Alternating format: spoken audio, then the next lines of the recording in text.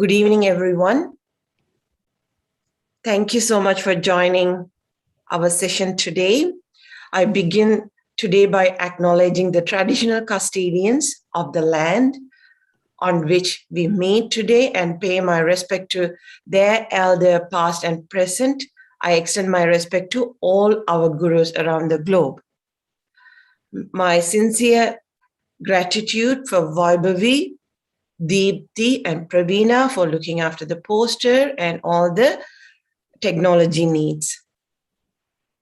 I also pleased to give a small introduction about our brilliant Kirtana Dharma Gulasingam. Kirtana joined Bharatakalanjali, Melbourne 6 years ago. Before that, for many years, she has learned from our local excellent teacher, Renuka Arumugasamy. She has also learned violin and Sangeetham.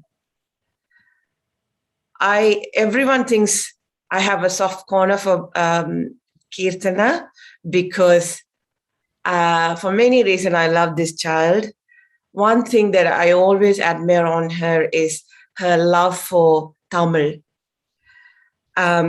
She did Tamil for VCE when she was in grade 9, and she got a high score, and I still think about it and I get goosebumps. Kirtana is one person works very hard, very hard. That give up doesn't exist in her diary. And also very polite and humble,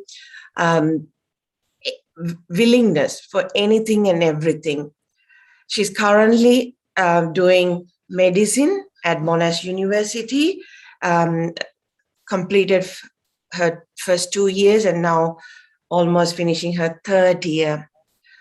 During pandemic lockdown, she was always learning from BK senior akkas and also very patiently preparing for her Ranga Pravesham.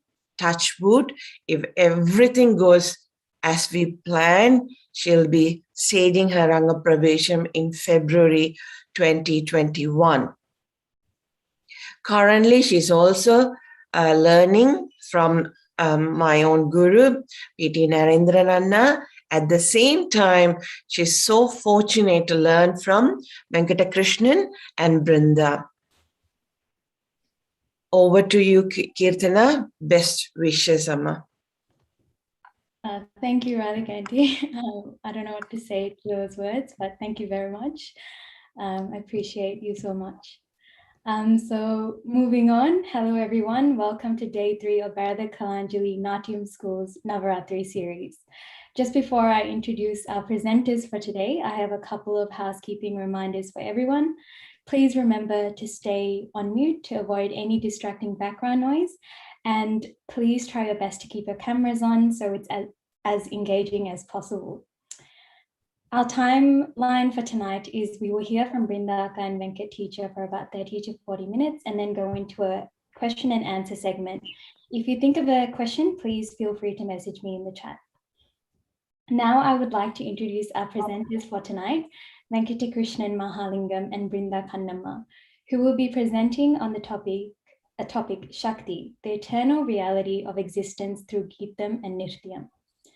Both Venkat teacher and Brinda are senior disciples of our Guru Dhananjayans and have performed extensively with the Venkatkrishnan troupe. Venkat teacher started learning Bharatanatyam from T.A. Rajalakshmi Amma in Thiruvidaimarudur, then moved to Chennai to pursue a diploma in vocal music from the Tamil Nadu Government Music College, and also holds a bachelor's degree in vocal music from Madras University. He has performed on many stages around the world, including India, USA, Canada, and Kenya. Alongside being an exceptional dancer, Venkat teacher has also composed and choreographed several Varanams, Padams, Kirtanams, and Tidlanas. Not only is Venkat teacher a dancer and composer and teacher, he's also a distinguished Nattuvanar, having accompanied our Guru Dhananjayans, Priyadarshini Govind and Srilata Vinod, to name a few, on international stages of Switzerland and Paris. Brinda Akka started learning Bharatanatyam from her father, A. Selvaraj, who is also a student of the Dhananjayans. After further training under Srimati Maya Vinayan, she started learning advanced training under the Dhananjayans since 2010. Brinda Akka has taken part in major productions of Bharata Kalanjalis, including Mauna Kural and Rama Nadagam, and just to name a few. Brinda Akka is a multi-talented individual. Alongside being a dancer, she is an engineer graduate from Satyabama University, plays the veena, and is a professional visual artist and painter from Chola Mandir Artist Village, and has exhibited artworks in the Chola Mandir Art Gallery. Venkat teacher and Brinda Akka run their own institution, Pranavam Center for Arts in Thiruvanmiyur, Chennai. Although I have given a brief introduction to Venkat teacher and Brinda Akka, it does not even scratch the surface of their achievements and accomplishments. Having had the privilege to learn from them, I can say above all, they're incredibly kind, humble, patient, and down-to-earth human beings. We are so grateful to have you here tonight, Venkat teacher and Brinda Akka. I will now hand it over to you. Namaskaram. Namaskaram. We thank Radhika Akka for inviting us to do the presentation at this auspicious time during this Navaratri time.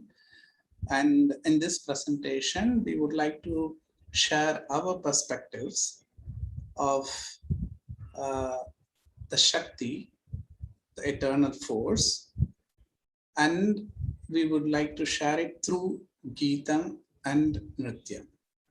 So we will be showcasing you a certain few excerpts from my compositions and choreographies, and then we will move on to the first we will move to the topic of eternal reality. So we have written out some words which we don't want to miss out. So I will just read it out first. But before that, we would like to hear it from you of what you think is an eternal reality. The moment you saw that on the flyer or whatever. Yeah. What was on your mind? What did you think it could be? Just any of you.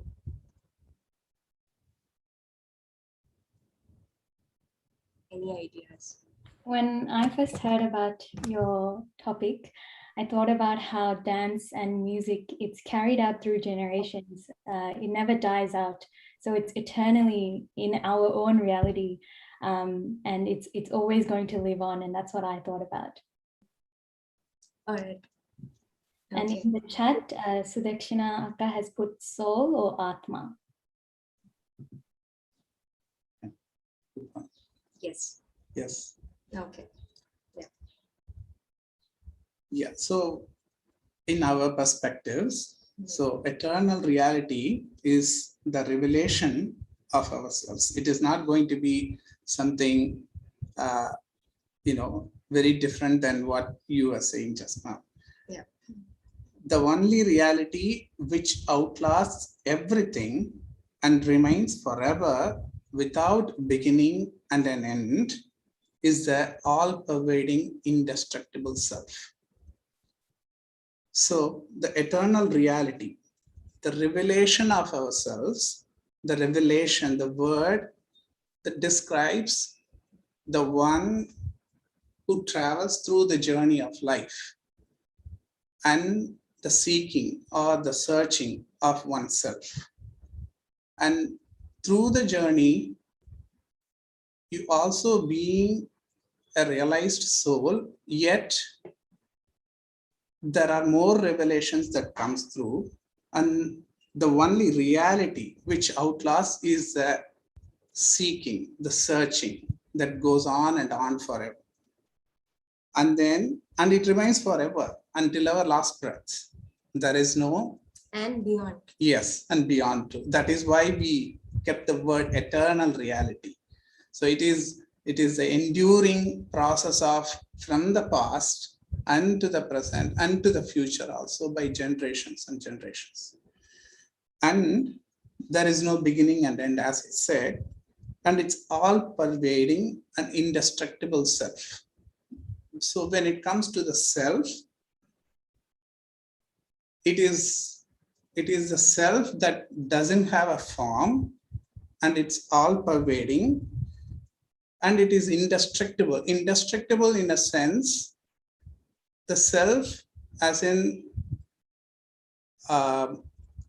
it's been acquired through the generations, and that is the eternal reality that we're going to talk about it in more in detail. That I'm just giving you the synopsis of each word, why we use those words. So basically, here we are going to talk, to begin with, we are going to talk in terms of energies. Shakti as energies, because so like he said, the indestructible self is because this body has can be, this body is gone, will be gone, but the Atma, the soul, that is going to be there forever.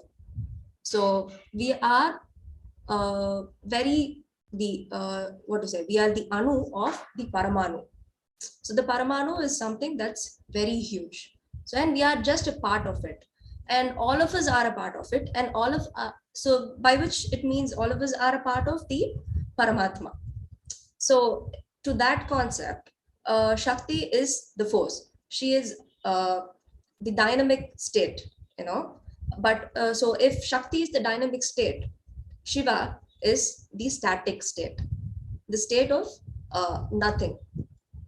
So he is still. There'll be no movement, and it is complete stillness. That is what Shiva is, and it is for better understanding, it is the space, the universe. He is everywhere. And what is Shakti? Shakti is the life that is there within. Without the life, this body is not going to be of any use. Only with the life, this is going to be of some use. And along with, of course, all of our what do you say, the Aindu Pulangal. So the 5 elements of survival that we need. So then comes, so these are the concepts of Shakti and Shiva, so which comprises in every living thing that we see, every living and as well as non-living thing. It is all comprised of Shiva and Shakti. And when you see it in that dimension, do we really feel there is any duality in it? Because we have a lot of differences, right? We have language differences, we have we have animals, we have humans. There are many things, as living things, we have so many differences in us. So, and also as humans, we have gender-based differences. So talking about that, the duality, the Shaktam, the concept of Shaktam, which is the worshipping of Shakti alone. So that involves or includes the term called Advaita. Yes. So yeah, about Advaita. Yeah, that she was talking about Advaita, Shakti. This is the dynamic form that she herself, that is the 3 duties that the primary gods they do Srishti, Sthiti and Samharam. That is where it is coming. But I want you to follow that. Okay. Advaita, yeah. So the derail from what you want to say. Okay. So Advaita here is as we are different as 2 human beings, like man, women, and other genders. But do we really think it is ideal to have these differentiations? See, it is just basically our perception. We have all these differences because of our capabilities and things like that, for many reasons, various reasons. But deeply, just because basically we have same emotions. As humans, the emotions that we possess are the same. But just because a man is man has certain emotions and he is exposing it in a certain way, it's not acceptable by the other men or other women, whatever. Because that's when you have emotional the acknowledgement that you are not able to give for The individual. for an individual, because it is just a matter of an individual and not gender. So when you think in terms of just individuals and human beings, I think it will be better to solve unnecessary problems to build it in. So as much as we are able to acknowledge everybody as with their emotional strength and their what to say, them as themselves, just that. So that's when Advaitam comes. So Advaitam is there is no Shakti, no Shiva, it's all one and the same. The moment you realize that Shiva and Shakti are not two things, and because they can't be into existence without each other, simply because of that. Shiva needs Shakti. Otherwise, Shiva is called Shavam, because this body without life is Shavam. So that is what it is. So you really need to see it in term of that. And that's how Advaitam is really it came a long back, but we still keep differentiating things and segregating things, and beyond these segregations is the reality of the divine force. So that is there. And after which in Shakta theology, the Shakti is called as Adi Parashakti, and she is considered as the only force from which we have three segregations. As you all know, we have Lakshmi, Saraswati, and Parvati, and their consorts Vishnu, Brahma, and Shiva. So, and like he said, it's the duties that they have to give knowledge, wealth, and power. So that qualities are the basic need of life. So why did we keep the topic called eternal reality of existence? Is because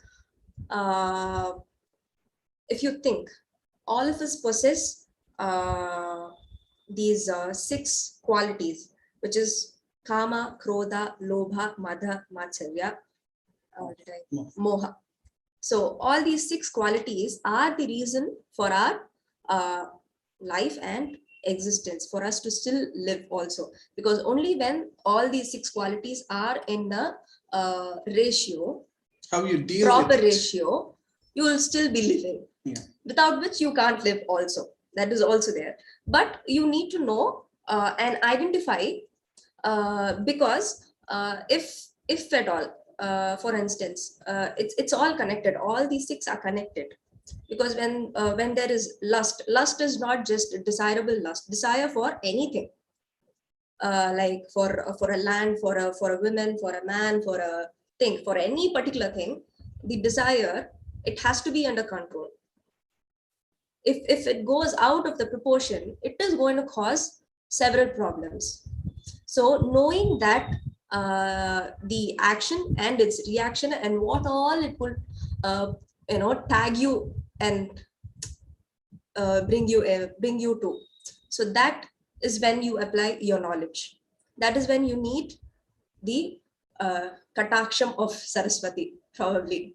So then what comes is when where was I? Sorry, I'm like saying Saraswati and Yeah. then getting into that. Okay, so yeah, so that's when you need knowledge to identify what is what, and just be detached to your emotions and recognize those emotions and to handle it, because many would have suggested you to have control over your emotion. You can't get so much anger. So what do you mean by having control over your emotion?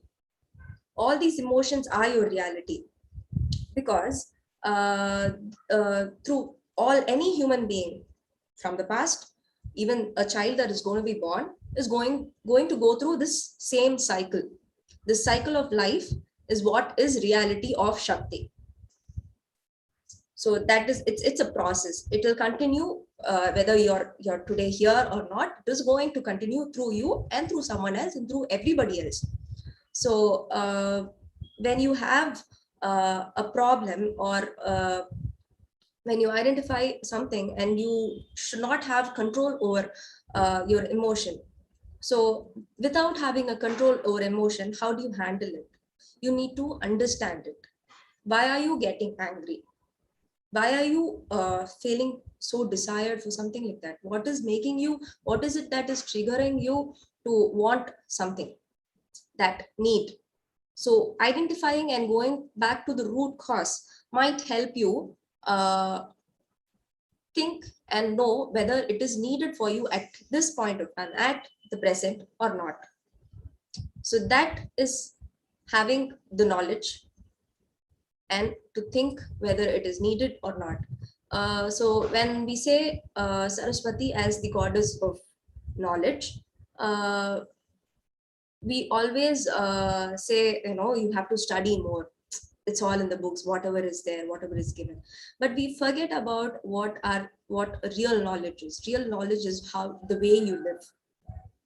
Because as dancers, the way you live, the way you take your life, the way of your life matters so much to your dance. That is the only reason we wanted to do this topic and share our experiences also spiritually. So the way you conduct yourself in your life matters very much to your dancing on stage. Because like I was talking to Keertana yesterday also, when she was asking me about a gist of something. I didn't want to give her entire thing, but what I told her was because we do so many characters, yeah, on stage. We play many roles, but who are you? What are you when you are not doing any role on stage, but just dancing, just smiling and dancing? You often hear your gurus, your teachers tell you, smile, don't keep your face like that, and do. So when you often do offer puja, whenever there is a song that comes, whenever there is a Pushpanjali or any other song, you just keep offering flowers. But what do you mean from inside? What would be going on in your head? So,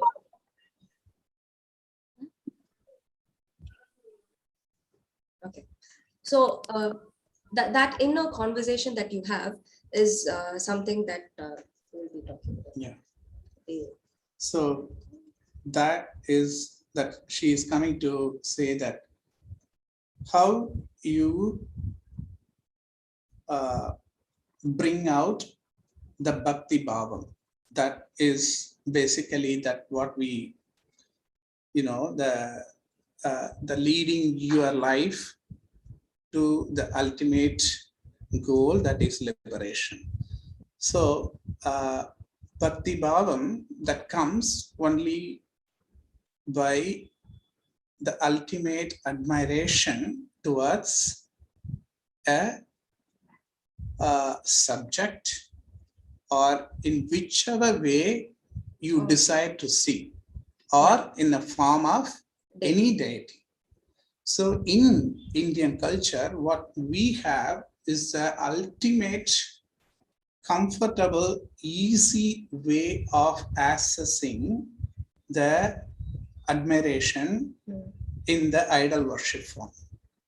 So even in Bhagavad Gita, Krishna says, the Sankhya Yoga, the other yogas are, greater, but the worshipping, idol worshipping form is the easiest one that you can reach me, he says. So here, when I'm talking about admiring a deity, just my experience and my perspectives, how I grew up, going with my parents to a temple or a prayer room in our puja room in our house, how I was growing up admiring a deity was like, they ask you to, fold your hands and all that, doing namaskaram, anjali hastam and all that. You never know what is going to, what is going through your mind. You will be just seeing your prasadam and looking at the clock when I will be walking out of the puja room and all that. But slowly what happens is, through every day of our life, we are acquiring knowledge and wealth and power too. What is the three main deities, goddesses that we are talking about? Saraswati, Lakshmi and Parvati. But why we have a form of worship, why we have an idol form of worship, I'm coming to that. So the knowledge that we receive from our forefathers, which is already existing, we are not going to create anything. When someone says that I created something, it is not something like my master says day before yesterday. There is no creation that we do, but it is an innovation. It is a way of putting it through in a different form. That's all. That is how the new things coming up, just to break the monotony. And also it is the God's gift. A human intellect is always trying to do something new. So that is there. So through these things, what we gathering is the knowledge, and the knowledge is infinite. You can learn and study and go on and go on. But what is the ultimate goal is the liberation. Liberation. For the liberation, how do you want to process through the life? I mean, the journey with peace. So if you seek peace, you have to be content. The content comes only when you feel bodham, you feel Enough. Yeah. So that enough thing won't come so easily without a surrender. So that idol worship is, I'm coming to the connection. So the idol worship, when you believe, when you trust, there is something above you that you are always seeking for, is when you really empty yourself. That is what Master and Akka was talking about, and yesterday Varushka was also talking about, the meek surrender, complete surrender. So that love that you have for a deity, to make it very small, or people who really surrender to the divine force, those who do not follow a particular deity or anything, it doesn't matter. Or even further, you can surrender yourself to your art form. The art form that we have is so cultural and traditionally rich. So any kind of surrender that you are able to do with utmost what do you say, unconditionally and without holding back. There is nothing that you should hold back. All your egos, all the thoughts, there should be no second thought. Because when a bhakta is surrendering himself, offering himself, he is ready to do anything to the Lord anytime, just for the Lord. So that is how the stories of so many bhaktas over the ages that we hear. And why are we not able to offer ourselves in that way? Because we think we need this, I need this. There is so much things that we need. We need a lot of money, and whatever we have now is not enough. We need more of this. I need to buy a different sofa. I need to buy a new refrigerator, or I need to buy a new anything. So, but when are we going to feel contented with what we have? So that thought is what will make us with a lot of peace, because the desire is a fire. It can't be extinguished, you know, it can't be gone completely, but it can be kept as a little lamp without like a burning fire. It can't be a burning fire, because it won't give yourself happiness or people around you. You can't be normal with it. So that's when we have we need, as dancers, we need to be conscious of our emotions, conscious of our responsible, and how we take our life. It's all these are very important. And then the surrender and bhakti, all these things over the years, we have Tyagaraja Kritis, we have Dikshitar Kritis, so many people offering their bhakti in the form of songs. Yeah. So through which we are able to see through their eyes. Exactly. So that has brought, that's a very divine opportunity for dancers to feel it.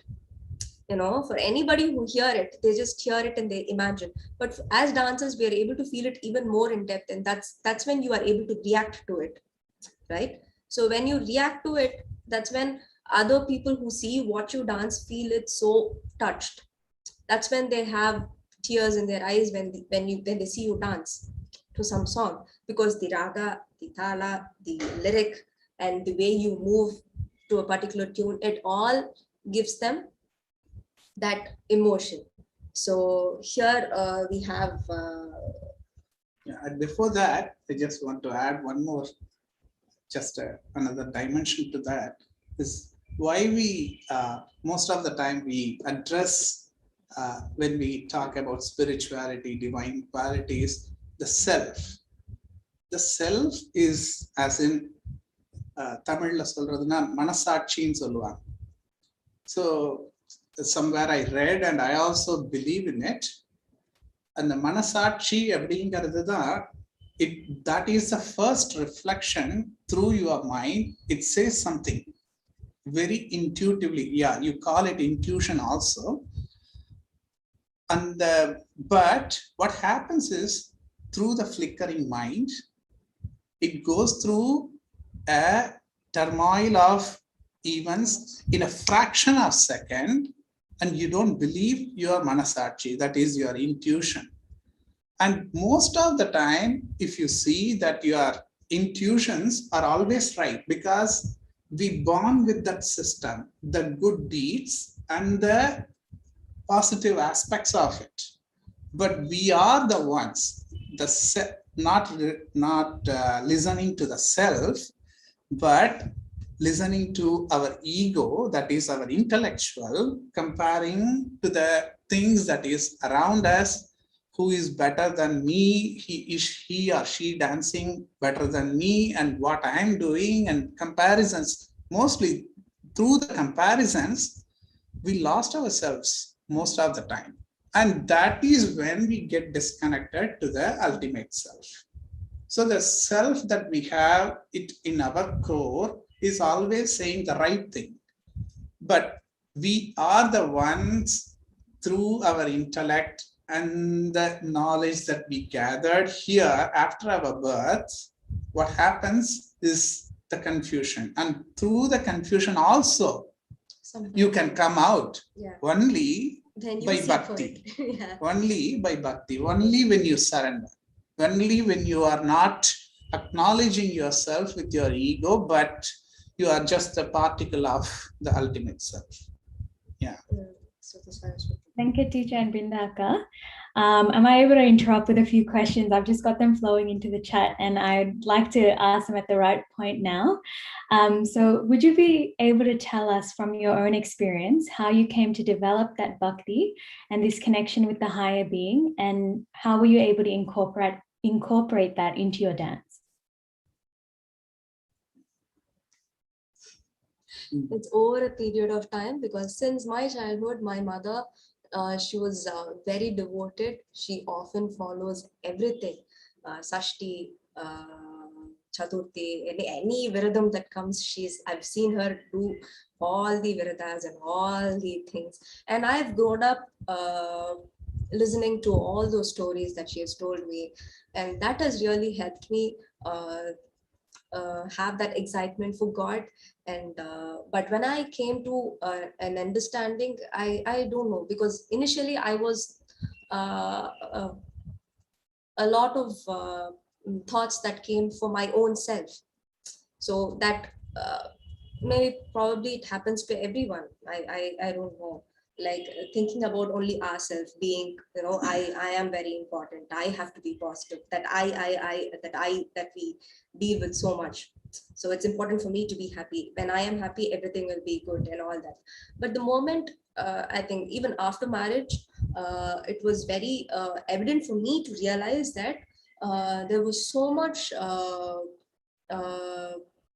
we both share a lot of equal, Usually our or conversations are like this. yeah, we both share a lot of similar interests. So to actually be very frank, our honeymoon trip was just a temple trip. So we were going to so many temples, and it was very the unforgettable days. I can't forget those temples. It was my dream to see a lot of temples, because I believe all these temples, without these temples, do you think we would still be able to Conceive or still have something, and understand. what do you say,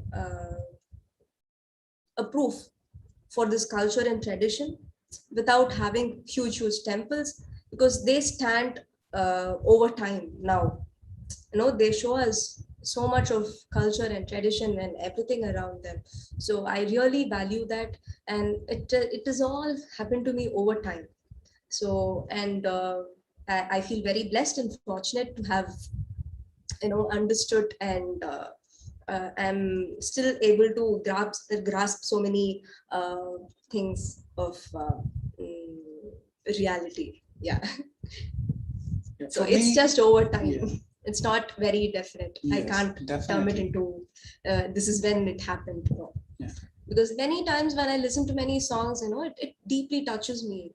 So all these things, everything plays a small part. It all adds up, and it makes Yes. the person you are over years. Yeah, you must be able to see through the human explorations also a bhavam or the form of bhakti. Like, for instance, Saint Tyagaraja, the composer, one of the Trinities, he saw Rama in his dreams, and the way you see his compositions is the interaction between him and Rama.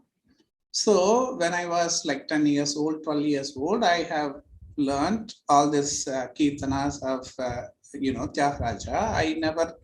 I never thought about why he composed and what is the meaning of the lyrics and all that. But now when I started to compose lyrics and all that, I realize I'm realizing it is with the given gift or the talent that you possess, you always wanted to interact with the unknown self that is within you, and also you giving a form. For Tyagaraja, it is Rama. For mathematical genius Ramanujan, it is Namagiri Tayar. He said himself in the I read it somewhere about in an article that Namagiri Tayar, it is in a temple. The goddess deity, she comes and he said himself. She comes and wrote all the theorems in his tongue. So that kind of a psychic he had out of bhakti. So how you see bhakti in a maths is his explorations that is helping people in NASA sitting there in US to find out the black hole and all the theorems is helping. Now after, hundred of years. So bhakti is, for me, for her is different. For me is the exploration of, I would say, celebration. So that is why we have been given with all this, Absolutely. all this Because, talent and the differences of everyone's gift. Everyone is gifted with something. Yeah. Only thing that I had in my mind was, see, I didn't want to be an engineer. I didn't want to do any other profession. I wanted to be a dancer. I wanted to offer what I have, because not everybody can have talents. Yeah. So when I have something that's unique and I want to enrich it more, I want to explore more through it. So that is, in a way, I feel peaceful about being that way. And I always admire a deity. So admiring a deity is a beautiful thing. You don't have to say all your queries to the god. You just have to admire the deity, and it is going to bless you. Yeah. Whatever you need beyond your imagination, you will have all the blessings. But you just have to have the heart to admire the deity. That's very important. And being a professional artist is I would say, it's a lethargic profession. Yeah, you can take your own time, you can travel your own journey.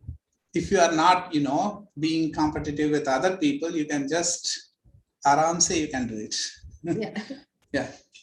Thank you so much. I think this might be a good point to also ask another question that's come through, and that is, how do we balance ambition with contentment when we're in our early stage of life, which is grihastha? Yeah. Ambition with contentment. It's good to have an ambition at an early stage of life, yes, but constant practice. Yeah. What is your ambition and what it demands, and it probably needs several levels of your graduation meaning upgrading towards the ambition, what all the ambition requires. You want to be a better dancer, what all is needed? You need a constant practice, you need knowledge of so many things around it. So how are you going to make yourself equipped, to be a dancer, to have all of that? So probably that at an early age, maybe I would say just following what your teacher says. Yeah. Trust your teacher and just surrender to your teacher. Because the moment you surrender to your teacher, they are going to shape you up. Because this particular art form, dance, is something that you really have to let go and not think over your teacher. You have to really surrender yourself to your teacher and understand and at least know what they are saying to you for in reals. Like if you're going to if they're going to scold you or something, understand why they are saying it to you.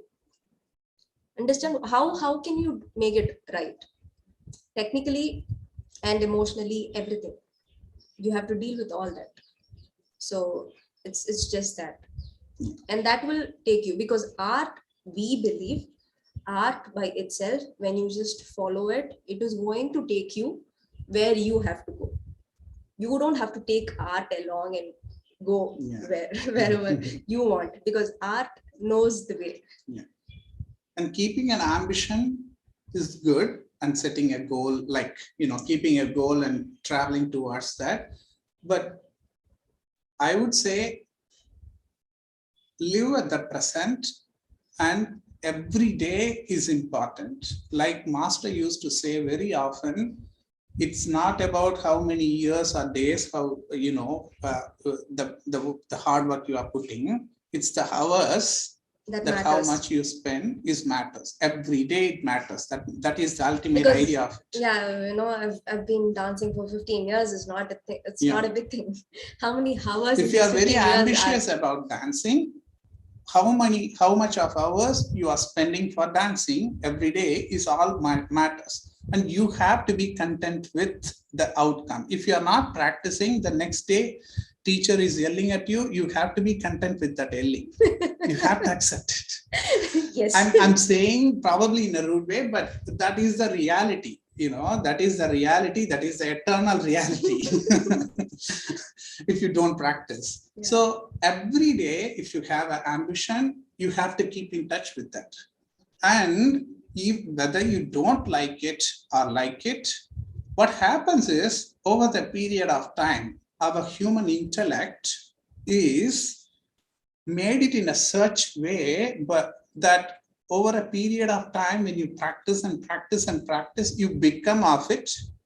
And then it doesn't matter after a time whether you like it or not. You're going to do it. You're going to do it at least above the average level. And at a certain point, you're going to think about it, what I'm doing. And then the self-inquiry starts. So until that, whether you are setting a goal or ambition, you have to keep in touch with that regularly. Yeah. Thank you so much for your answers. That was really, really enriching. I'm just wondering, do you want to move on to one of the videos, or do you Yeah. We really have to. So yeah, the Saraswati video. Yeah. I have composed it's a Pushpanjali. It's a Pushpanjali, but we will be showing you just the slokam of it. The slokam is describing the attributes of Saraswati. You will watch it and then we'll talk about it. Sure, I'll start playing now. Yeah.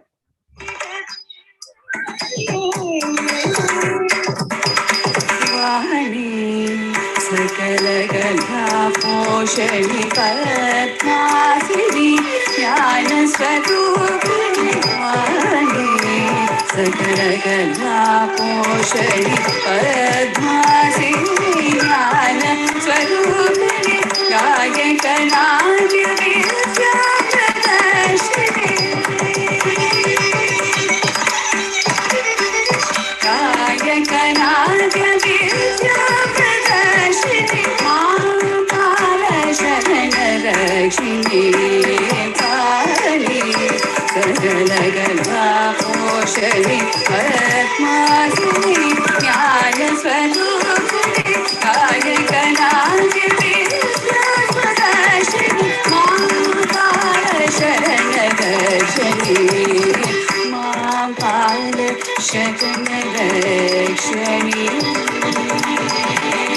गायक नाट्य विद्या प्रदर्शिनी पद्मासिनी ज्ञान स्वरूपिणी सकल कला पोषणी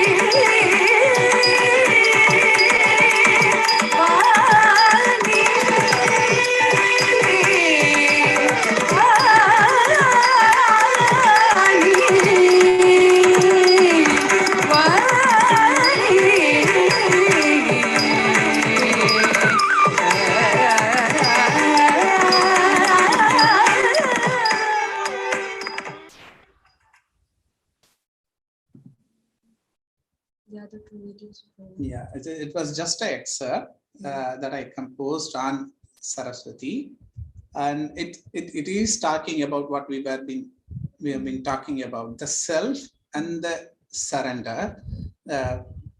Vani Sakala Kala Poshani Padmasini, one who's seated on the flower, Jnana Swarupini, who is the embodiment of knowledge. Gayaka Natya Vidya Pradarshini. Gayaka is singing and Natya is dancing. Vidya Pradarshini. That Vidya, Pradarshini means exhibit. She is the exhibit. She's exhibited through the Vidya also. Through the Vidya. I mean, the different composers in the different way of putting their own art. But here I put it, the singing and then dancing. Mampala Sharana Rakshani, protect me, I surrender to you. So again, that the matter that comes to surrender. So I feel that the knowledge that comes through me is also by the blessing of her, and I seek her again to give me more. So it is the way of cycle of life that. Yeah, when you think aval arulal aval taal paninde, aval taal is her feet. Only through her blessings you're able to go to her feet itself. Yeah. That surrender Even happens. for that also you need that her blessing. blessings. So it's very divine in that way. So Mm. we'll go to the beauty of the song that I really love is the way, I don't know what came into his mind, but the way he is made it ulta, like Vani Sakala Kala Poshni, that's how it begins. But towards the end, the singer has sung it extemporally. In reverse. In reverse. Maam Pala Sharana Rakshini. It still gives the same meaning. Vidya Pradashini. And then, so it gives the same meaning. And when it goes there and finish with Vani. Vani. When it finished with Vani, I really feel so uplifted when I hear that go that way. So all these things are very divine, so that's there. So then we have a Lakshmi Peace. Here I just want to quickly tell you about wealth. The wealth here means it's not just money, the food, water, anything that you have for your living is wealth, everything. So her consort being Vishnu, and Vishnu has her just in his heart. So they really possess, they really give a lot of sustenance to our life, and that sustained wealth is the only wealth that we need. So how do you maintain your wealth? For maintaining wealth, you need to follow dharma. To follow dharma, you need to understand dharma is not just something that you really hold on to, and I'm going to follow only this hereafter. Mm-hmm. But dharma is very situational. For this particular situation, because our life is with a lot of situations, if you think, we have only situations in life. Demanding at the moment. So only those situations turn us to be a good person or a bad person or whatever kind of person. So what you follow for every situation, if this situation, what is right for the situation, not for you, not for anybody else, for that particular situation, what is right, act upon it in that way. So when you follow dharma in that way, the wealth that you need will sustain. You won't need more, you won't need less. So you will feel enough when you follow dharma in a proper way. So we'll move on to Lakshmi Peace. Yes. It's a very beautiful piece on a temple near his hometown called Thiruvinnagaram, which is today it's called Uppaliyappan Kovil. It's on that particular Tayar. Yeah, okay, play it.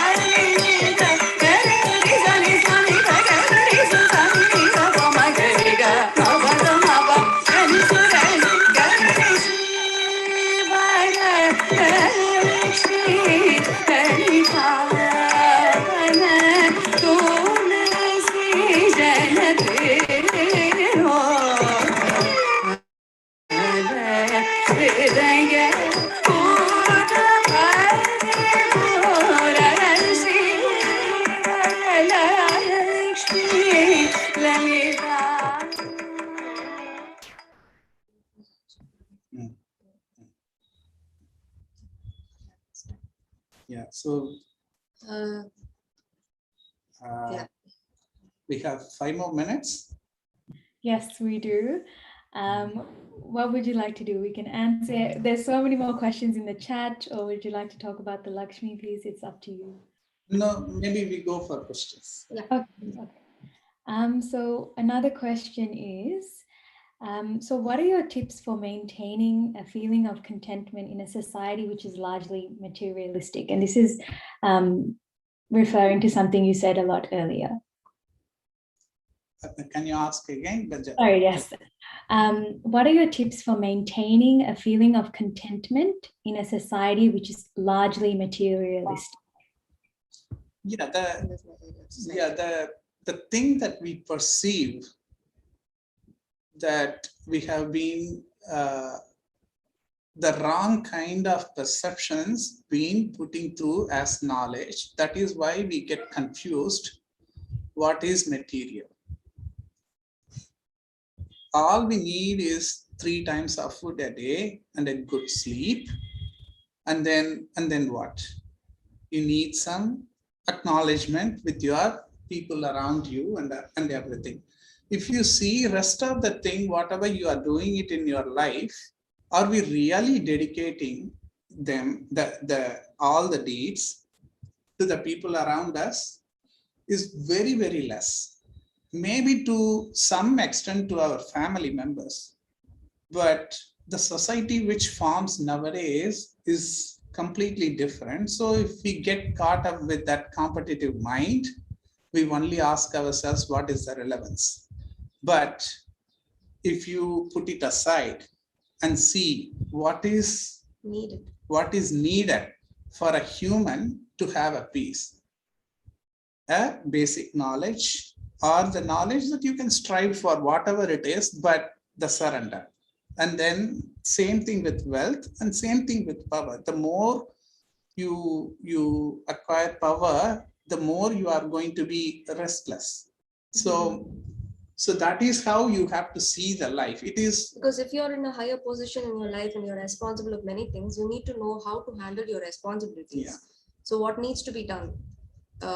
If you're going to give a command, give it in a way which is acceptable for the other person, for the receiver. You don't have to be rude to someone all the time just because you're in a position to command. So it's all that gives you the feeling of contentment. Because when you say something and someone doesn't do that, and just this, it reminds me of something that I had in mind. Basically, if you're so devoted and if you're with so much bhakti and you're praying to the Lord and somebody is kind of disturbing you, you shouldn't get disturbed at all. Where is your bhakti gone then? You're going to get disturbed easily. You should be able to handle that person also. It's all a part of it. It's not it's not for a definite time that you're devoted. Then you're not devoted completely at all. If you're unconditionally devoted, you should be able to acknowledge everything that's around you, because understand someone else next to you is also you yourself, because we are all part of the primordial source. So you need to have that idea of acknowledgement, for each other. Wow, thank you so much, Venkat teacher and Bindaka. It has been truly amazing to listen and learn from you today. I wish we could keep going for a few more hours, but we can't. I think yes, I think we're all still a bit mesmerized and in awe, and this will keep us thinking for a few more days, and we will be reminded of your words every time we dance. On behalf of Bharata Kalanjali Natyam School of Melbourne, I would like to thank you for all your time and effort, and we are eternally grateful. Thank you so much.